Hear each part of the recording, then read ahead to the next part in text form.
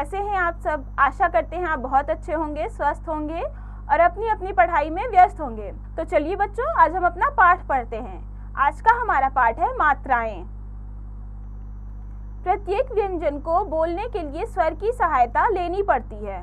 स्वर जब व्यंजन में मिलता है तो वह अपना रूप बदलता है, जिसे मात्रा कहते हैं। अ स्वर की कोई मात्रा नहीं होती, यह प्रत्येक व्यंजन में मिला होता है।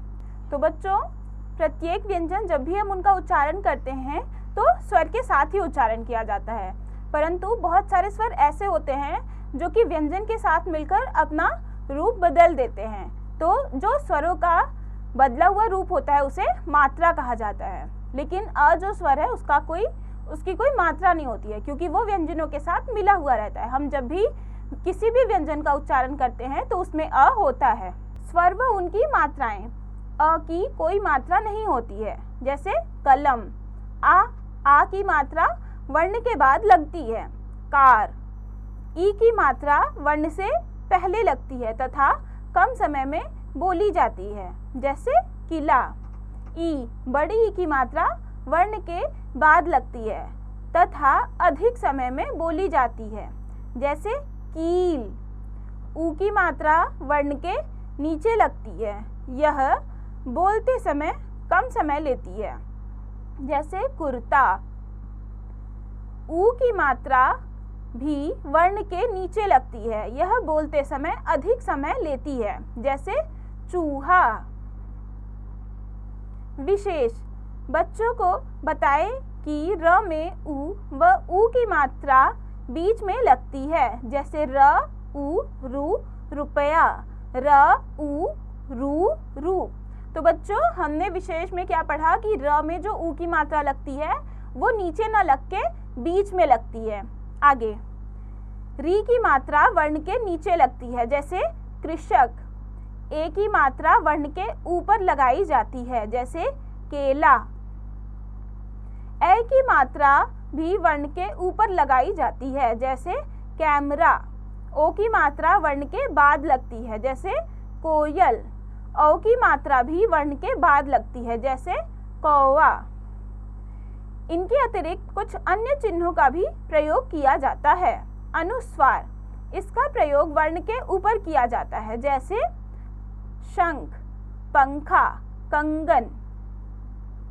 अनुनासिक। इसका प्रयोग भी वर्ण के ऊपर ही किया जाता है, जैसे चांद, तांगा, दांत। विसर्ग। इनका प्रयोग वर्ण के बाद किया जाता है, जैसे नमः, प्रातः, दुखी। ओ। इसका प्रयोग अंग्रेजी शब्दों के उच्चारण को लिखने के लिए किया जाता है, जैसे डॉल, मॉल, डॉक्टर।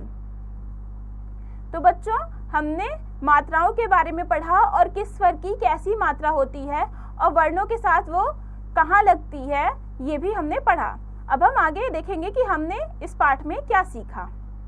देखिए आपने क्या सीखा। पहला है, स्वरों का मिलान उनकी मात्राओं से कीजिए। तो आ की मात्रा कहाँ है बच्चों? आ की मात्रा ये नीचे है, तो इसका मिलान इससे करेंगे।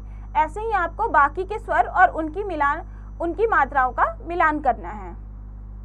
फिर दूसरा प्रश्न है, चित्र के सही शब्द पर सही का चिन्ह लगाइए, जैसे बगुला और दूसरा है बगुला। तो कौन सा सही है बच्चों? पहला वाला, जिसमें छोटे ऊ की मात्रा लगी है, तो हम इस पे सही का चिन्ह लगाएंगे। ऐसे ही आपको बाकी के भी प्रश्न करने हैं खुद से। प्रश्न 3 है, ओ व औ की मात्रा के शब्दों को अलग अलग करके लिखिए। तो बच्चों, यहाँ पे सारे शब्द मिश्रित हैं, जिसमें से हमें ओ और औ के शब्द अलग अलग करके लिखना है। जैसे खिलौना, तो खिलौना में औ की मात्रा है, तो हम यहाँ औ वाले जगह पे उसको खिलौना लिखेंगे, और लोटा ओ की मात्रा है तो ओ की मात्रा वाले में लोटा लिखेंगे। ऐसे ही आपको आगे भी शब्द छांट कर इसको लिखने हैं ओ और औ की मात्रा वाले में। करके देखिए। उचित मात्रा लगाकर शब्दों को पूरा कीजिए। झ डा, तो ये झंडा कैसे बनेगा? इसमें अनुस्वार लगेगा झ के ऊपर, तो ये क्या बनेगा? झंडा। फिर है ये बांसुरी, तो बांसुरी नहीं होता, इसमें क्या लगेगा? अनुनासिक लगेगा, जो कि कहाँ लगेगा? ब के ऊपर, तो क्या बनेगा? बांसुरी। ऐसे ही आपको आगे भी सही मात्रा लगाकर शब्दों को पूरा करना है। सोचकर बताइए। अपने मित्रों के नाम बताइए। देखिए किसके नाम में कौन सी मात्रा आई है। तो बच्चों अपने मित्रों से नाम पूछिए और देखिए कि उनके नामों में कौन कौन सी मात्रा आई है। तो ये आपको खुद से करना है। जीवन मूल्य। जिस प्रकार एक वर्ण दूसरे वर्ण की मात्रा को अपना लेता है, उसी प्रकार हमें भी दूसरों के अच्छे गुण अपना लेने चाहिए। तो बच्चों हमने इस पाठ में मात्राओं के बारे में पढ़ा कि स्वर की मात्रा व्यंजन के साथ कैसे लगती है और वो अपना स्वरूप परिवर्तन करके कैसे उनके साथ मिल जाती है और उच्चारण कैसे किया जाता है। तो इस पाठ को आप खुद से पढ़िए और इसका अभ्यास खुद से कीजिए।